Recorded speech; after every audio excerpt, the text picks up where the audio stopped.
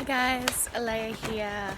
It is day 18, which means we're up to question number 19 of the 31 Days of Witchcraft Challenge.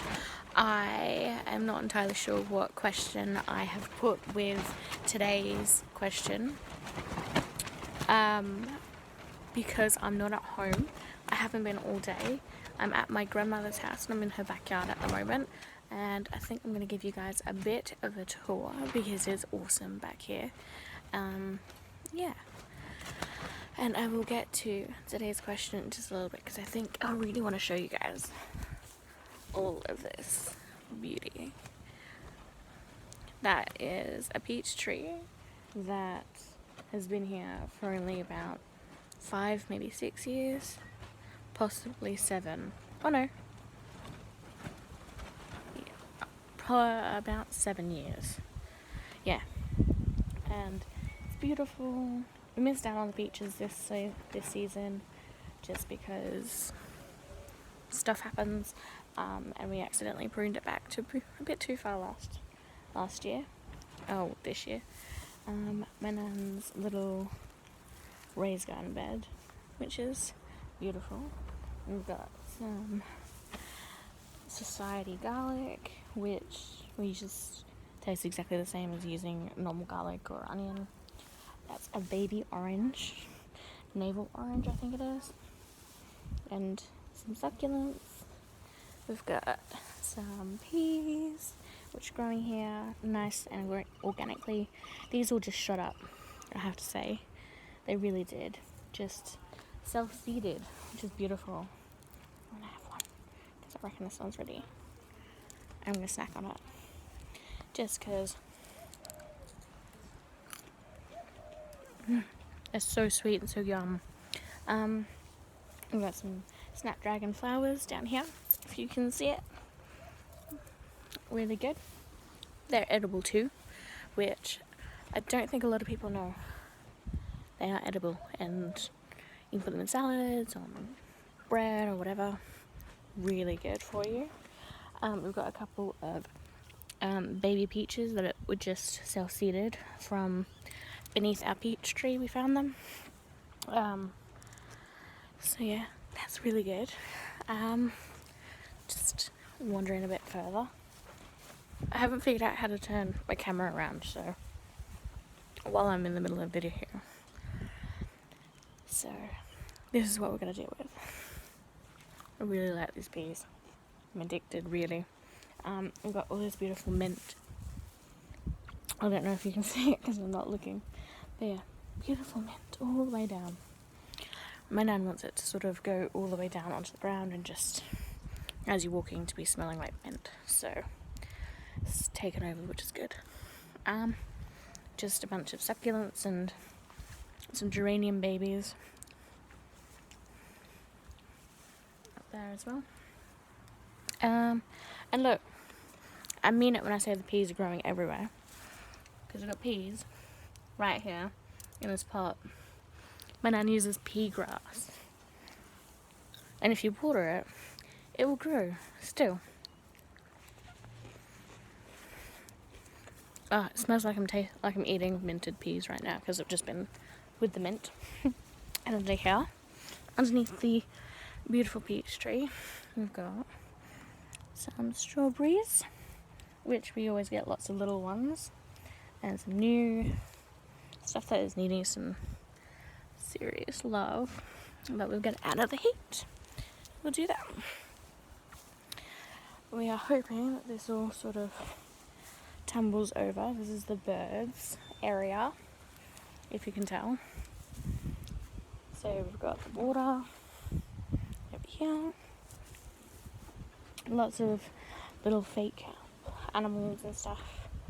And we're going to try and train the plants to tumble over the edge. And the birds have eaten all the seed for today, because that's what we do.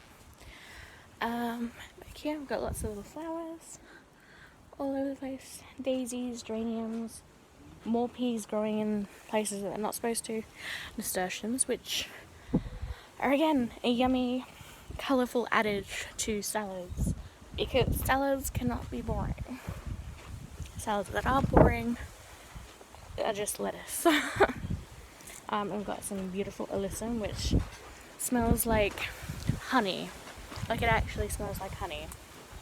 We've got a small dwarf lemon lime hybrid back there that's grafted, and we've sort of trained to be out nice and flat so that we can get to the fruit.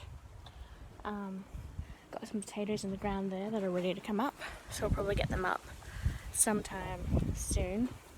And we've also got cabbage that's all self-seeded as well. It's a bit higgledy-piggledy, and we've got tomatoes over here, which are also, well, not all self-seeded, but a lot of them are self-seeded from last year, and they just kept going and going and going and fruiting for like 8 months. They didn't stop. It was great. And they're so deliciously sweet. So sweet. Oh, this one's ready. Yes. I'm gonna eat it. Yummy. Sorry. Beautiful geranium. Purple geranium over here. And if you think we're done with this garden, we're really, really not.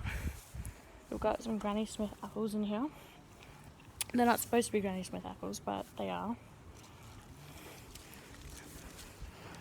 And we've got lots of fruit on this one. It's just covered in fruit. And we've got lots of different flowers, which if you put edible flowers around your garden, or especially around your fruits, your bugs and stuff, like aphids and all that sort of stuff, will eat the flowers and the other plants instead of your fruit, so they're nice and safe. And I really need to get the seeds out of these sunflowers because they're all ready to come out. So yeah. And then over here we've got a bit of a fernery thing, and then some beautiful elephant ears just there. I have elephant ears at my house as well, which are beautiful, and I love it. And there's more flowers out the front and stuff like that. And we're still not done, because here we've got another apple tree, because you need to have more than one apple tree, otherwise they don't fruit, because they need a friend. So we've got I think this one's a pink lady, so they haven't gone red yet, which is fine. We've got some parsley, which is sort of dying off, but it's self-seeded, so it'll just keep coming back. We've got some onion and some chives, which are all through here as well. It's yummy. Yummy, yummy, yummy. And then we've got my baby peach, which is going to be in the whole pot. It's right here. She is about 2 years old now. She's almost ready to go into it. She's got to go into one more pot. She needs to go into the next size up, and then the one after that can be her forever home. So I'm really excited about being able to bring her home soon. Yeah, so today's question, let's get into it. Today's question is number 19, which is, if I can remember right, is how did you come to your path? What was your personal experience with coming to your craft and your path? It was a long one, I think. It's long for me. It might not be long for someone else who's a lot older than me, who thinks 15, 20 years is a short amount of time.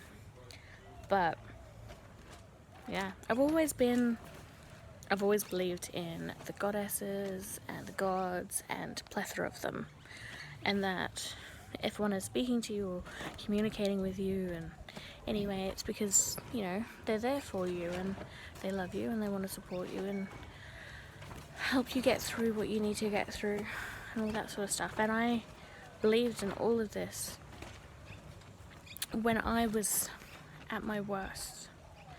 I was in a really bad place, and I think I touched on it a bit in the last video from last night, which I talked about my mental health, and it was really bad for a really long time. And even through all of that, all of the pain I've been through and all the trauma and everything been through, I I always believed in it.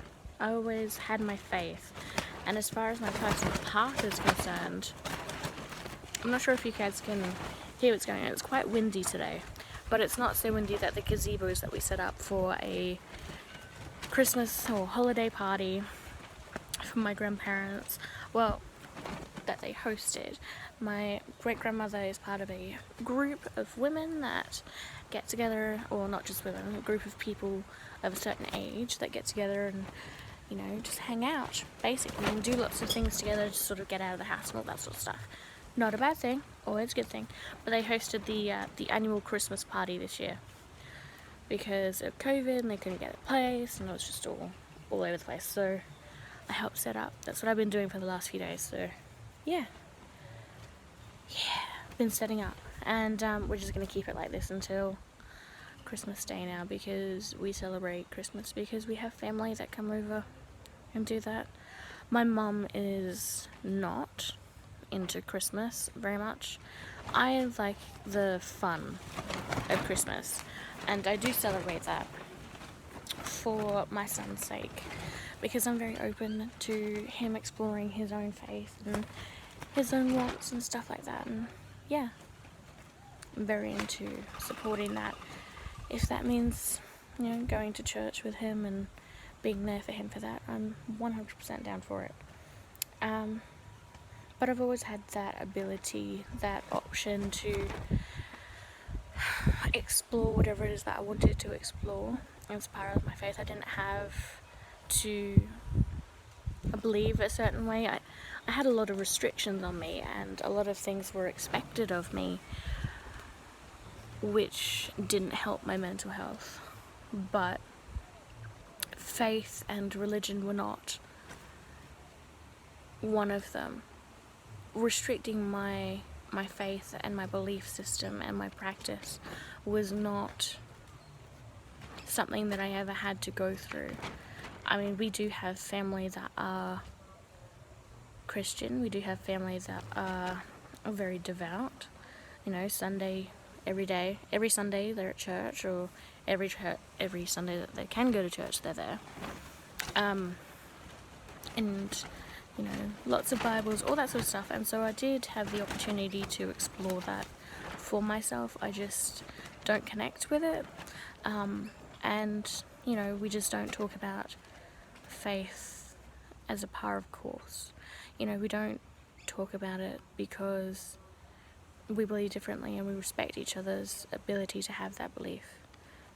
But I know that there's a lot that I have to keep holding back, because I value my relationship with these people very, very much so. I see them 3 or 4 times a week, so they're very, very much part of my life, and I love them. This is part of my life, and for now this is what I've got to do, and they're accepting of the fact that I do believe differently and I do practice differently, but we just don't talk about it.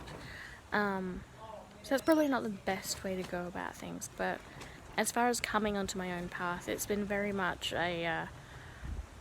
when I've had the time in the past, I was very back and forth.